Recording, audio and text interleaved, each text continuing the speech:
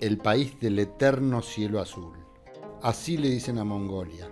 La verdad es que uno podría quedarse horas mirando estos paisajes impresionantes.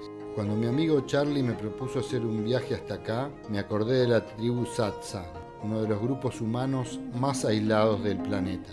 Enseguida vino a mí el viejo deseo de tratar de hacer contacto con este tipo de poblaciones y conocer más acerca de sus costumbres, cultura y religión.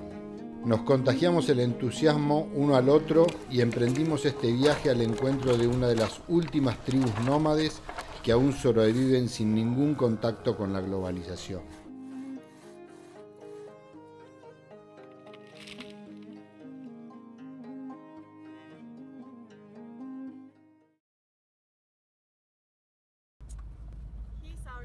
Nuestra pequeña road movie comenzó en Murum, en el norte mongol, donde nos esperaba Ulsi, Carlitos para mí, uno de nuestros guías. Desde allí salimos hacia la taiga, que es una cadena montañosa en el noroeste de Kovsgol, Mongolia, entre el valle de Arkad y la frontera de Mongolia con Rusia. La tribu Satsang vive en una de las regiones más remotas de la Mongolia septentrional, entre la foresta y las montañas. Es de muy difícil acceso llegar hasta allí con medios mecánicos. El único medio posible que teníamos para hacer ese tramo final era el caballo. Nos separaban de allí 50 kilómetros de asfalto y 180 kilómetros de tierra. El camino estaba totalmente destrozado.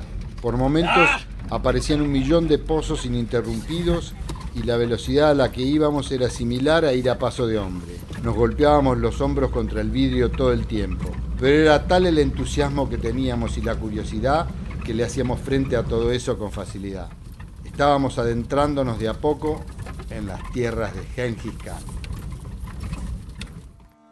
Este famoso guerrero, ícono en todo el país, permitió que los mongoles montados en sus caballos dieran a conocer al mundo el más vasto imperio que jamás haya existido, y en un tiempo récord, apenas 25 años.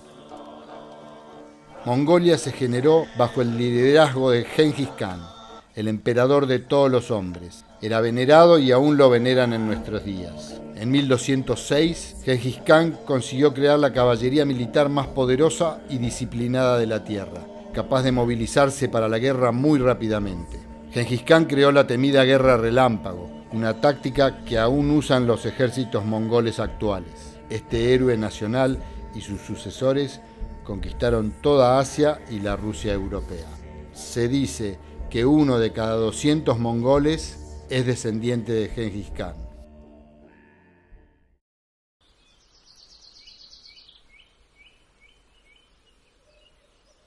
Acampamos en medio de la nada, al lado de un río.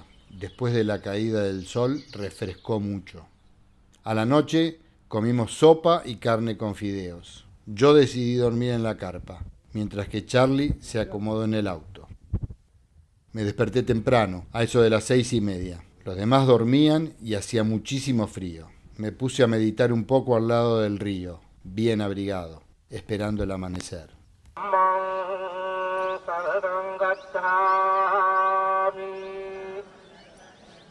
El budismo es la religión o práctica tradicional y predominante de Mongolia. A diferencia de otras naciones asiáticas que desarrollaron su propia forma de budismo, los mongoles practican el budismo tibetano, también conocido como lamaísmo. De hecho, el término Dalai Lama es de origen mongol.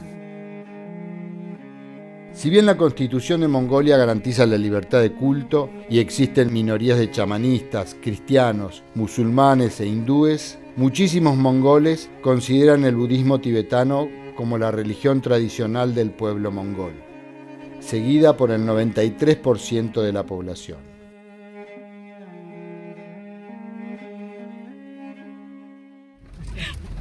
Empacamos rápidamente y seguimos viaje. El camino estaba cada vez más desastroso y los paisajes cada vez más increíbles. Grandes explanadas, montañas, ríos, bosques, nieve nos acompañan durante la travesía. Huge part of the trip, huh? Already, no? Llegamos a Ulanul, un pequeño pueblito que en el año 2000 tenía una población de 3.726 personas, principalmente de la tribu de Arkad. Ahora sí, What's the school in it? That's the administration house. Administration. Ah, la casa del alcalde. Vamos al almacén. Entramos a un almacén kiosco y había caramelos. Miro la marca. Arcor. Caramelos argentinos. También teníamos señal de celular. Un milagro. Ah, y tenemos el Alpengol, el blanquito aireado.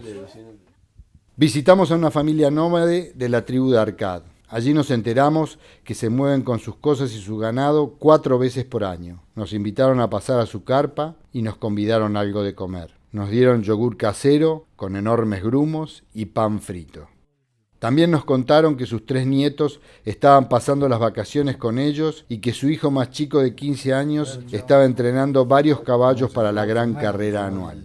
Esta se corre en todas las provincias en julio y los mejores de cada provincia después corren en Ulan Bator la gran carrera nacional. Hay distintas categorías según la edad de los niños. En Mongolia, las carreras de caballo son vistas como un rito iniciático para muchos adolescentes. Las carreras se desarrollan en las estepas con 2.000 caballos y recorren una distancia de entre 15 a 30 kilómetros. Esta es una dura prueba de fuerzas y maestrías para los jinetes de diferentes edades, que van desde los 3 a los 15 años de edad, los cuales pueden ser niñas o niños. Son carreras pensadas para valorar al caballo y no al jinete. Si se cae el jinete y el caballo cruza primero la línea de meta, es igualmente ganador. Para los mongoles, las carreras de caballo también suponen una manera de transmitir a las nuevas generaciones las antiguas tradiciones nómades.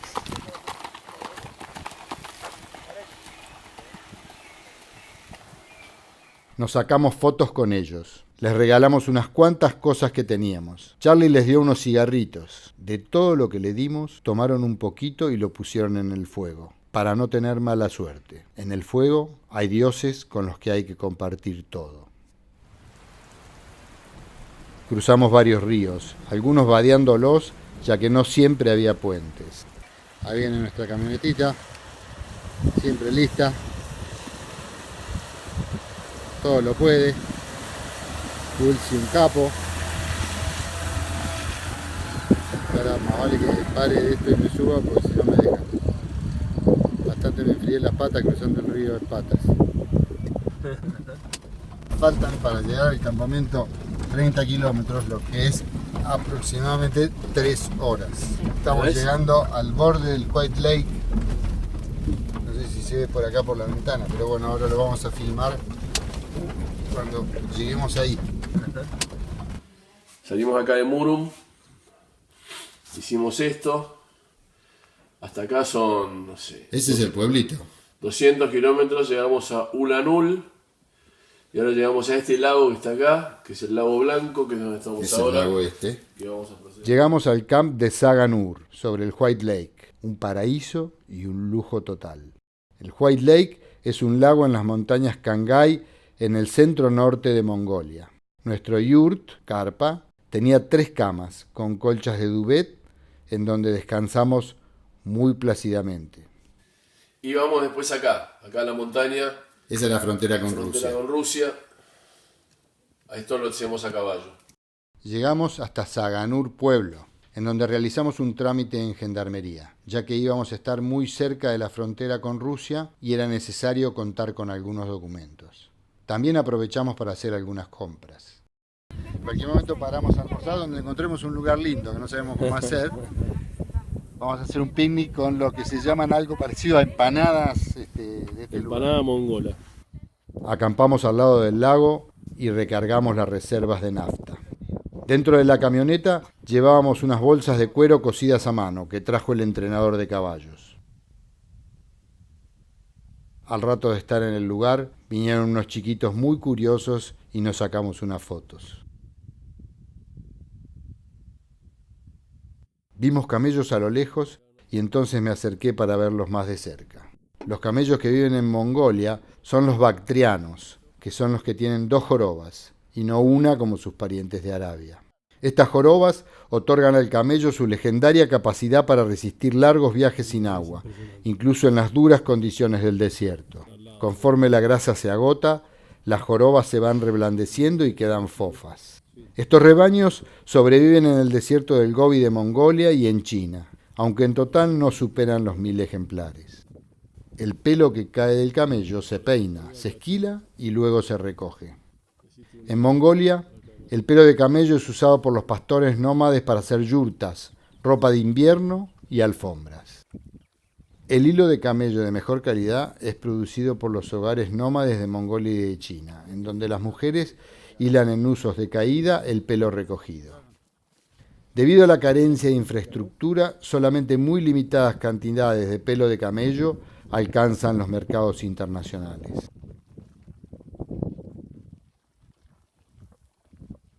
Aunque no parezca, ya eran las 10 de la noche. Al otro día seguiríamos camino hasta llegar a los caballos que nos permitirían llegar a la tribu Satsan. Bueno, mañana nos vamos a ir a la montaña. Mañana subimos a un caballo y nos vamos a la montaña temprano. Cardonar, say goodbye. Hicimos una pequeña parada y luego partimos a buscar los caballos. El camino sigue destrozado, pero la vista es fabulosa. Finalmente habíamos llegado al momento de la cabalgata para completar el último tramo antes de llegar a la tribu. Estábamos con el ánimo muy alto por estar tan cerca de la meta. Increíble esta vista, es impresionante. Mira lo que es allá donde van los caballos. No está mal el lugar, como verán. Cardoner en la nieve, fresco, a 15 kilómetros de la frontera rusa. Ya creemos que casi llegando a Taiga. Ahí está el guía, el vaqueano que va con todos los petates. Con la cabalgata atravesamos paisajes fabulosos, impensados.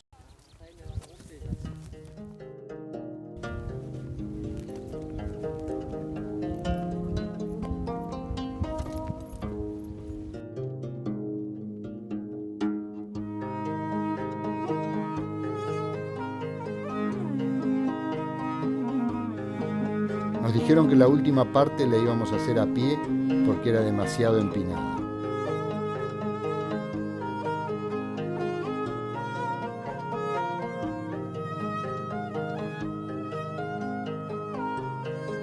El trecho que parecía más corto fue larguísimo.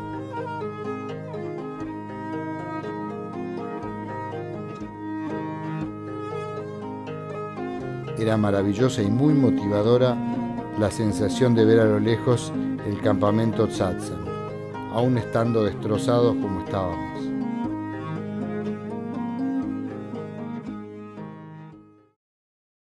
Llegamos finalmente al campamento y nos recibió muy amablemente una pareja de la tribu. Saya nos va a hacer gentilmente el primer fuego. The second one is gonna be me. No way. Nos llamó mucho la atención lo bien que ella hablaba en inglés. Poco tiempo tardé en preguntarle a esta chica llamada Saya el por qué, y entonces nos contó que ella había nacido en Ulan Bator, la capital, y con sus padres pasó unos años en Estados Unidos. Los Satsan son nómades, con lo cual se mudan con todas sus pertenencias 4 veces por año, junto con las 4 estaciones. Allí estábamos en un campamento de verano. El invierno es durísimo, en promedio 40 grados bajo cero. La población actual de los Satsan es de alrededor de 80 familias. La mitad vive en la East Taiga y la otra mitad en la West Taiga. También me enteré de que los solteros tienen que ir a buscar mujeres de otras tribus para evitar el inbreeding, ya que son solo 20 familias. Tsa significa renos, y entonces Satsan sería algo así como los que viven con los renos.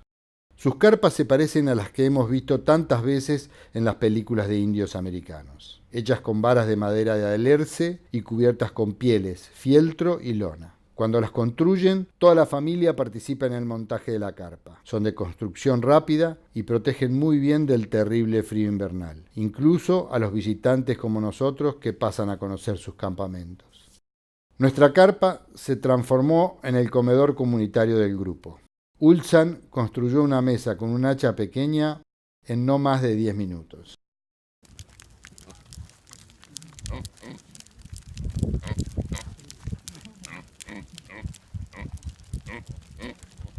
Fuimos con Charlie al otro lado del río, trajimos leña y agua. Los renos estaban siempre entre nosotros. Los habitantes de la taiga dependen de sus renos en casi todos los aspectos de supervivencia, además de su identidad cultural y espiritual. En la actualidad, probablemente queden solo alrededor de 400 renos en la zona. Ellos los domestican, los montan y los hacen reproducirse. También los usan para obtener carne, leche, quesos y cueros. Hoy, su principal ingreso proviene de la cría de estos animales. Qué jugador.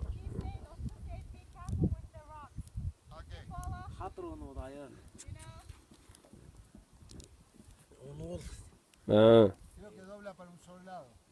No es así una papa, ¿eh? ¿no? Chu, chu, Chu, dale. chu.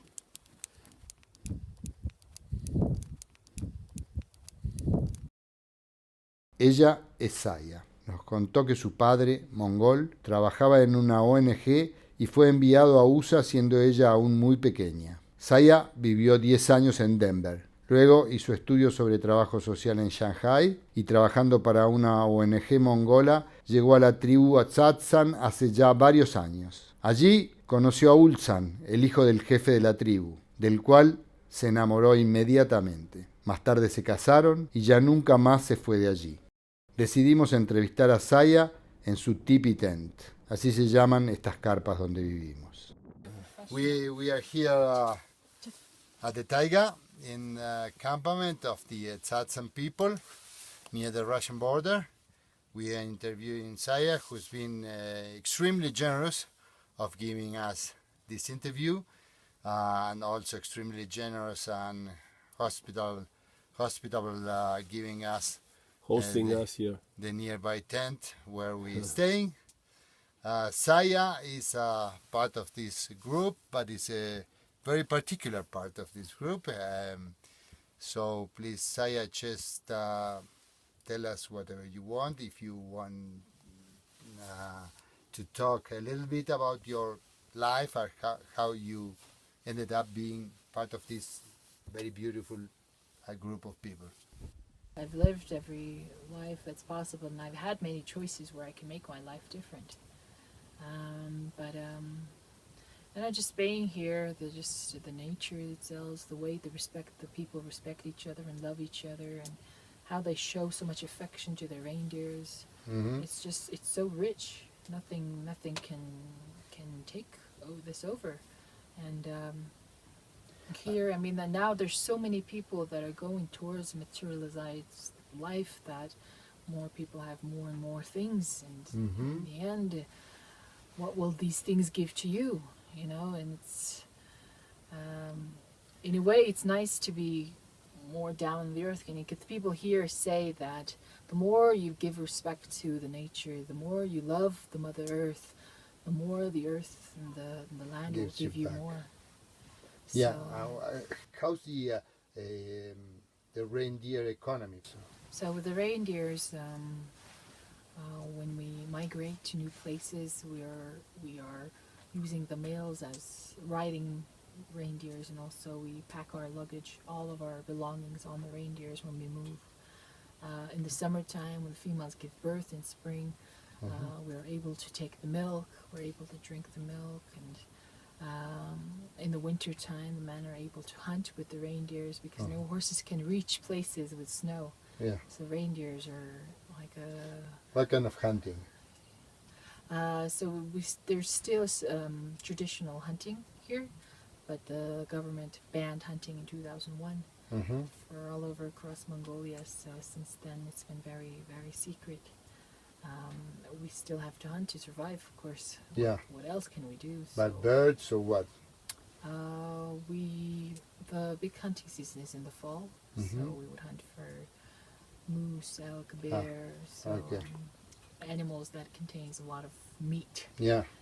because Do you eat the It's reindeers divided. or meat or? the reindeers are very few in number.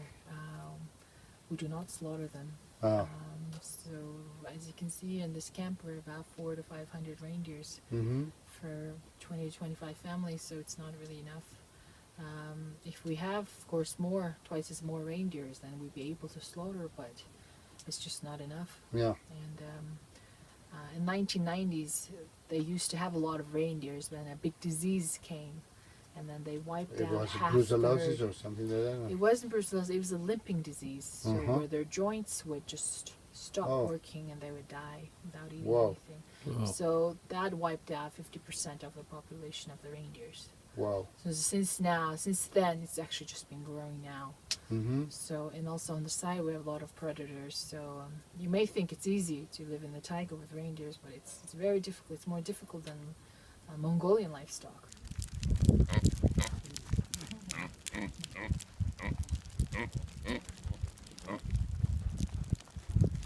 We move because of the herd. Yes. Mm-hmm. So every season, the reindeer eats something different. So Okay. in the summertime, there's a lot of, they would eat the head of the bushes, or they give them, because now they're growing their blood antlers, so Uh-huh. they would need a lot of greens in their diet. So in the fall, when the mushrooms grow, we have to get to a place with a lot of mushrooms to get some fat in them, because they have the winter to come, so we have to prepare Yeah. them. So we would, it's a very nice, it's a big process. Before we move, we have to clean the area,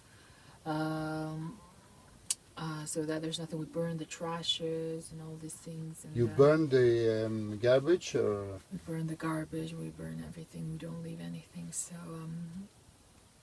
it's a lot of work. It's a lot of work. You wake up early in the morning. You prepare. You put the luggages into small pieces so that it's easier for the reindeers to be carried. Uh-huh. And, you have to level up the balance of the weight. And, Yeah. Yeah.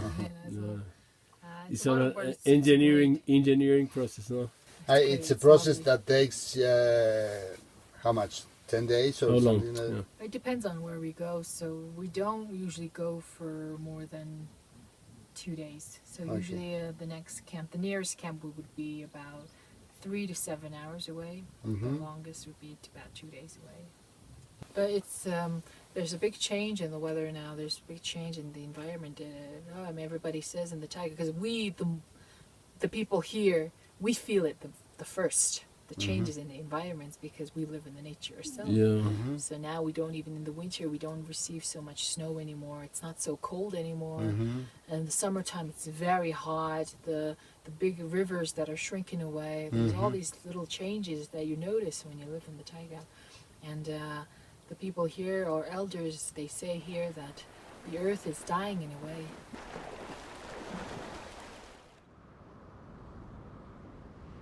Saya, I Bien, cannot thank you enough. Thank you so very much for your kindness. Just congratulations. It's beautiful. Salimos a caminar con el gordo Charlie luego de la entrevista y vimos un gran movimiento de gente. Prácticamente todos, ya que en la tribu viven no más de 20 familias. Vimos cómo traían a toda la manada de reindeers, o renos, que estaban pastando lejos. Fue un lindísimo espectáculo, muy pintoresco. Al atardecer se armó una feria de artesanías. Cada familia expone las cosas que ha estado elaborando. Compramos colgantes, pulseras y cuchillos. Todo un evento en el grupo Man. And this is a nice family.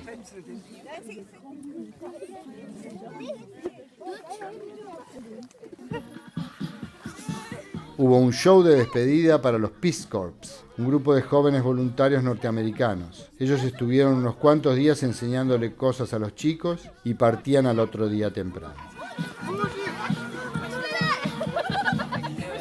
Llegó la noche y toda la tribu se puso a bailar. La hospitalidad es importantísima para el pueblo mongol y se hace notar claramente en sus danzas. La fiesta del pueblo. Es definitivamente la fiesta del pueblo. El Bielgi mongol es la danza popular tradicional que encarna el modo de vida nómada del cual procede. En principio, se ejecuta dentro del reducido espacio interior de la vivienda nómada, en posición sentada o con las piernas cruzadas. Los movimientos de manos, hombros y piernas evocan aspectos del estilo de vida de los mongoles, en particular las tareas. El BLG mongol desempeña un papel importante en acontecimientos familiares y comunitarios como fiestas, celebraciones, bodas y prácticas relacionadas con el trabajo. Hoy en día, la diversidad inherente a esta danza corre el peligro de desaparecer porque quedan muy pocos conocedores de las diferentes variantes distintivas de los diversos grupos étnicos.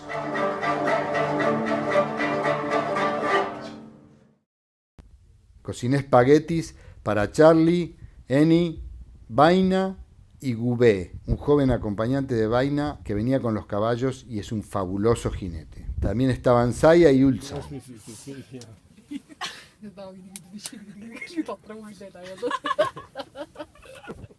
That's our chef, Cristian.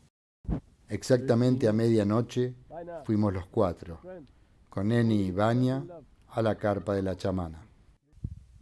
Los satsang son chamanistas. Me contaron que hace poco llegaron aquí los misioneros católicos de Corea. Cuando empezaron a enseñar acerca de Cristo, los chicos se asustaron mucho con la cruz y los clavos. Los hombres satsang les piden Biblias a los misioneros porque aprecian mucho el papel para armar cigarrillos. Al año siguiente le dicen a los misioneros que las usaron tanto que se les rompieron, que por favor les traigan más. La tradición religiosa más antigua de los mongoles es el animismo, el cual consiste en que espíritus y divinidades de la naturaleza se comunican a través de los especialistas de lo sagrado, los chamanes. Ellos intermedian entre las almas y los seres humanos. Se comunican con el espíritu de sus ancestros para pedir desde protección para el ganado, curaciones, consejos para el futuro, mejora de los pastos, etcétera, etcétera. Los pedidos se suelen hacer con ayuda de un tambor que ahuyenta a los demonios para que este contacto esté limpio de malas influencias. En esta tribu actualmente hay 2 chamanes, un hombre y una mujer. Rechazar el llamado de ser chamán puede traer todo tipo de maldiciones. Hay una mujer satsang en Saganur que no quiso serlo, a pesar de haber recibido el llamado, y cuentan que murió su marido y todos sus hijos, y ella quedó débil mental. Hicimos nuestros pedidos y la chamana nos contó lo que los espíritus le habían dicho sobre nosotros esa noche. Nos hizo prometer que no podíamos divulgar nada a nadie de lo que ella nos había dicho. Podía ser de muy mal agüero para cualquiera de nosotros hacerlo. Lindísimo día. Good morning, Vietnam. Me fui a dar un baño completo. Después me puse a ver cómo jugaban a las cartas. El asunto era cara de perro. La plata iba y venía.